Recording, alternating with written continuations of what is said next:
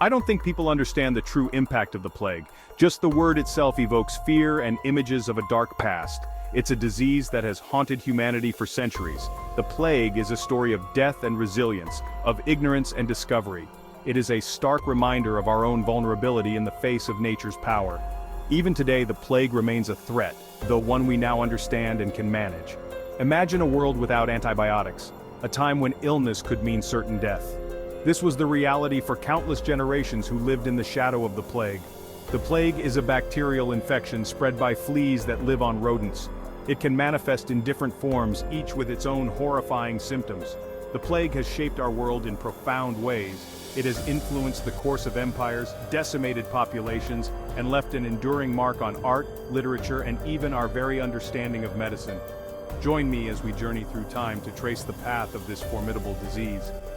We will explore its devastating impact, the scientific breakthroughs it spurred, and the lessons we continue to learn from its legacy. We begin our exploration not in a time of advanced microscopes and genetic sequencing, but in an era when illness was often attributed to supernatural forces. This is where the tale of the plague begins, shrouded in mystery and whispered in ancient texts. I bet you didn't know the early history of the plague is a tapestry woven with speculation and fragmented accounts. Some scholars point to ancient texts like the Bible, suggesting the plague's presence as far back as 1500 BC. These early descriptions, while intriguing, lack the scientific evidence to definitively confirm the plague's presence. One early outbreak, however, stands out with chilling clarity: the Plague of Athens in 430 BC. This devastating epidemic, vividly chronicled by the Greek historian Thucydides, ravaged Athens during the Peloponnesian War. While the exact pathogen remains uncertain, the symptoms described bear a striking resemblance to the plague. The Plague of Athens offers a glimpse into the social and political upheaval that often accompanied outbreaks. Thucydides' account describes the rapid spread of the disease, the breakdown of social order, and the despair that gripped the city. This early encounter with a plague-like illness foreshadowed the devastation that would later unfold on a much larger scale. I think I messed up. In the 6th century AD, a new chapter in the plague's deadly narrative began. The Plague of Justinian, named after the Byzantine Emperor Justinian I, erupted in 541 AD and swept across the Mediterranean world. This marked the first recorded pandemic of the plague, forever changing the course of history. The plague likely originated in Central Asia and traveled along trade routes, reaching the bustling port of Pelusium in Egypt.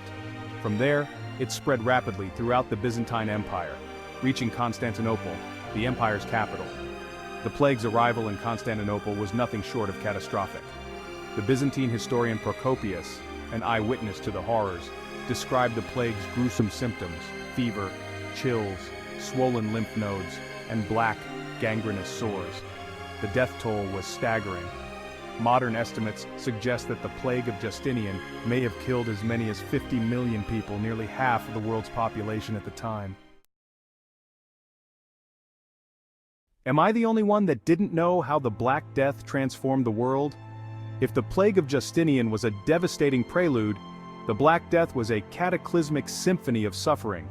In the mid-14th century, the plague returned with a vengeance, forever etching its mark on human history. This time, the devastation was unparalleled. The Black Death, as it came to be known, originated in Central Asia and spread along the Silk Road, a bustling network of trade routes connecting east and west. Fleas carrying the plague bacterium hitched rides on rats aboard merchant ships, reaching Europe in the 1340s. The densely populated cities of Europe, with their poor sanitation, provided fertile ground for the disease to spread. The Black Death was a ruthless killer. It struck swiftly and mercilessly, leaving a trail of death and despair in its wake. The symptoms were horrific, painful swellings, blackening of the skin, fever, chills, and agonizing death, often within days of the first symptoms.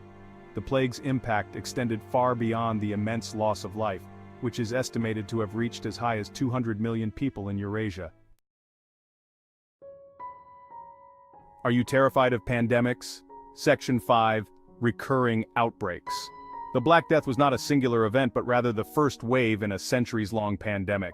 For the next 300 years, the plague continued to haunt Europe and other parts of the world, erupting in recurring outbreaks that terrorized populations and reshaped societies. These outbreaks, while devastating, were generally less severe than the Black Death, but they served as a constant reminder of the plague's grip on humanity. One notable outbreak occurred in London in 1665, known as the Great Plague of London. This outbreak, vividly documented by the diarist Samuel Pepys, killed an estimated 100,000 people, nearly a quarter of the city's population.